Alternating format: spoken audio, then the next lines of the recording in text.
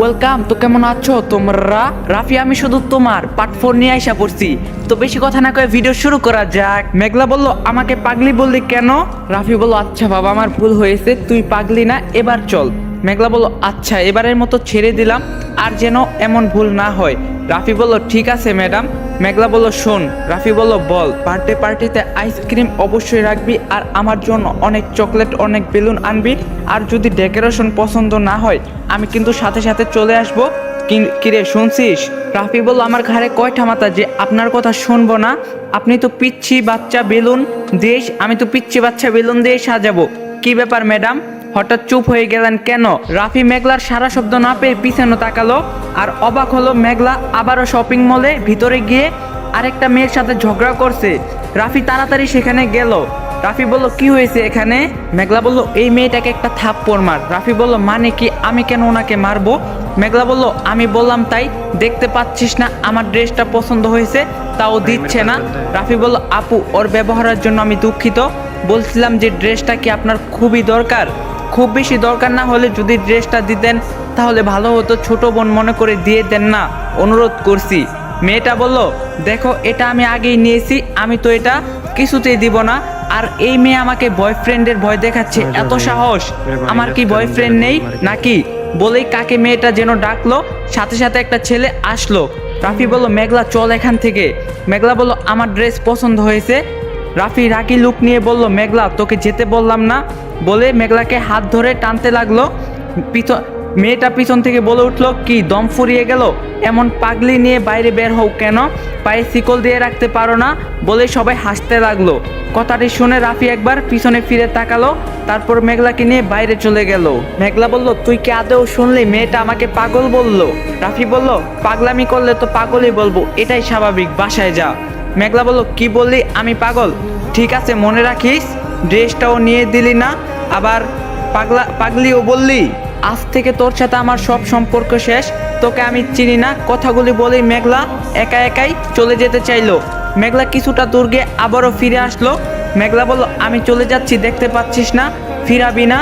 রাফি বলল ভালো লাগছে না, বিরক্ত করিস না, যা এখান থেকে। মেঘলা আবারও কেঁদে দিল। রাফি বলল যাবি এখান থেকে? মেঘলা এবার সত্যি সত্যি চলে গেল। রাফি মহলের সামনে দাঁড়িয়ে আছে। অনেকক্ষণ দাঁড়িয়ে থাকার পর সেই মেয়েটি আর ছেলেটি বাইরে আসলো। রাফি বলল এই যে ম্যাডাম। মেয়েটি বলল আবার কি চাই? রাফি বলল ড্রেসটা দিন। মেয়েটা বলল এতক্ষণ তো ভেবেছিলাম মেয়েটাই শুধু পাগল, এখন তো দেখছি দুটোই। রাফি বলল আপু আমি বেশি কথা বলি না, ভালোই ভালোই বলছি, ড্রেসটা দিন। মেয়েটার সাথে থাকা ছেলেটা রাফির দিকে তাকিয়ে বলল এই তুই আমার সামনে আমার জেফকে ভয় দেখাস? দাঁড়া তোর মজা দেখাচ্ছি। বলেই রাফির কলারটা টেনে ধরলো। রাফি বলল আমি তো মেয়ে মানুষের গায়ে হাত দিই না, ভালোই হয়েছে তুমি আসছো, এখন দেখা যাক কার কত দম। এই কথা বলা শেষ হতে না হতে রাফি ছেলেটাকে মারতে শুরু করলো। ছেলেটা উল্টো মারার কোনো সুযোগই পেল না। রাফি মারতে মারতে এক পর্যায়ে ছেলেটার নাক মুখ দিয়ে রক্ত বের করে ফেলেছে। রাফি ছেলেটাকে ছেড়ে দিল। আশেপাশে লোকজন জড়ো হয়ে গেল। ততক্ষণে মেয়েটা ফোন করে আরো কয়েকটা ছেলেকে ডেকে আনলো, কিন্তু ডেকে আনা ছেলেগুলোর মধ্যে থেকে একজন এগিয়ে এসে অবাক হয়ে বলল রাফি তুই? নামটা শুনে মার খাওয়া ছেলেটাও চমকে উঠলো। মার খাওয়া ছেলেটা ভয়ে ভয়ে বলল ভাই তুই ওনার কি নাম বললি? লোকটি বলল দুনিয়ায় আর কাউকে পেলি না? আমি তো ভাবতেই পারছি না রাফিকে মারার জন্য তোরা আমাদেরকে ডেকে এনেছিস। আরে রাফি ছোট তো কি হয়েছে?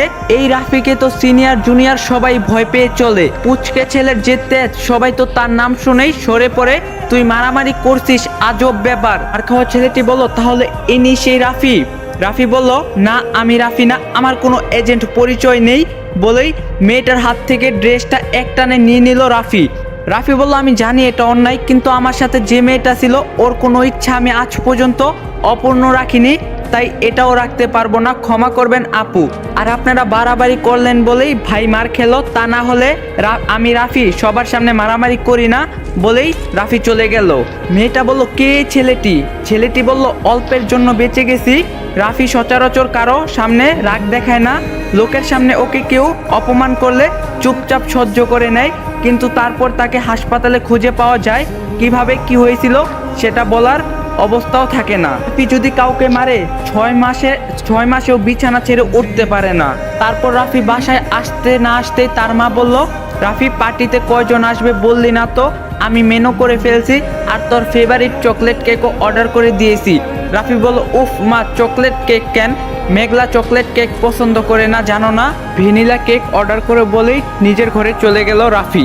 রাফির মা বলল, দেখছো রাবিয়া আমার ছেলেটাকে কিভাবে হাত করছে, চকলেট কেক তার এত পছন্দ, তাও নিজের পছন্দের কথা না ভেবে মেঘলা কিভাবে সেটা ভাবছে, মাথাটা পুরো চিবিয়ে খেয়ে ফেলছে। নীলু তো এটাই চেয়েছিল, তাই মেয়েটাকে রাফির পিছনে লেলিয়ে দিয়েছে। নাবিল বলল, আহ বড় মা কি বলছো, এতটুকু একটা মেয়েকে নিয়ে খারাপ কথা বলতে মুখে বাঁধে না? বলে নাবিল রাফির ঘরে চলে গেল। রাফি নাবিলকে আসতে দেখেই বলল, মেঘলাকে নিয়ে নালিশ করছে তাই না? নাবিল বলল, ওকে নাকি অপমান করছিস, একটা ড্রেস চেয়েছিল সেটাও নাকি দিসনি। রাফি বলল, ওই যে ড্রেসটা। নাবিল বলল, বাহ এনেছিস, তাহলে ফোন করে বলে দেই। রাফি বলল, না ওটা ওকে দিব না। নাবিল বলল, মানে কি দিবি না, তাহলে আনলি কেন? রাফি বলল, ওর পছন্দের জিনিসগুলো আমার কাছে রাখবো তাই এনেছি, ওকে বলিস না আমি এটা এনেছি। নাবিল বলল, তুই একটা আজব মানুষ, তুই ওকে ভালোবাসিস না? রাফি বলল, কোনো সন্দেহ আছে? নাবিল বলল, বলিস না কেন? রাফি বলল, আমি মেঘলার প্রতি এমনি বিগড়ে গেছি, ও যদি জানতে পারে আমি ওর প্রতি দুর্বল, ও কোনোদিনও ঠিক হবে না।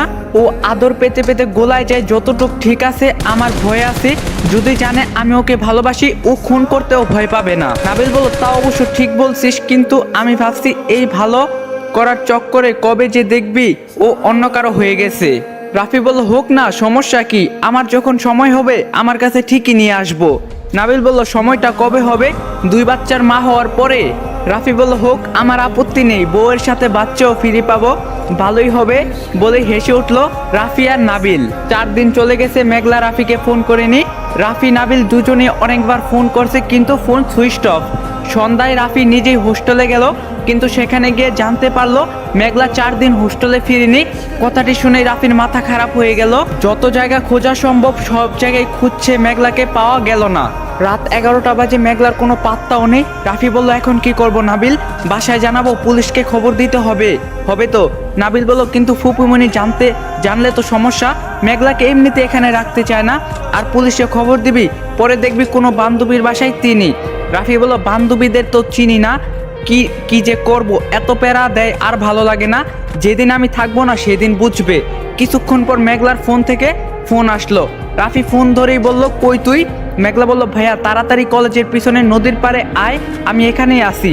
রাফি বলল, এত রাতে তুই ওখানে কি করছিস? মেঘলা বলল, তুই তাড়াতাড়ি আয় বলে ফোনটা কেটে দিল। রাফি তাড়াতাড়ি সেখানে গিয়ে আশেপাশে দেখলো কেউ নেই, চারদিকে অন্ধকার, দূরে একটা মোমবাতি মিটমিট করে জ্বলছে।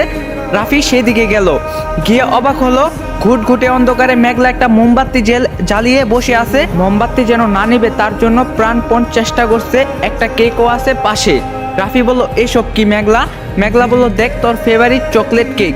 রাফি বলল, আমি জিজ্ঞাসা করলাম এত রাতে তুই এখানে কেন? মেঘলা বলল, আজ তোর জন্মদিন তাই।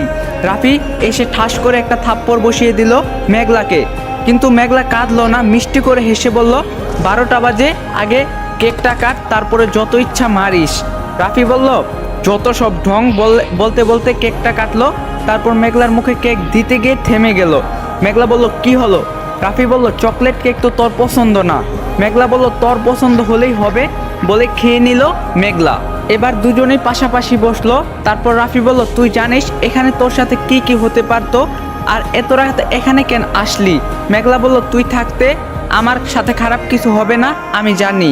রাফি বলল, এমন পাগলামি আর কতদিন করবি মেঘলা? আমি সারা জীবন থাকবো না, তোর ভালো মন্দ তোর নিজেকেই বুঝতে হবে। মেঘলা বলল, চুপ, তুই কোথাও যাবি না আমাকে ছেড়ে, তুই কখনো যাবি না। এসব স্যার, এবার বল, প্রেম করবি আমার সাথে?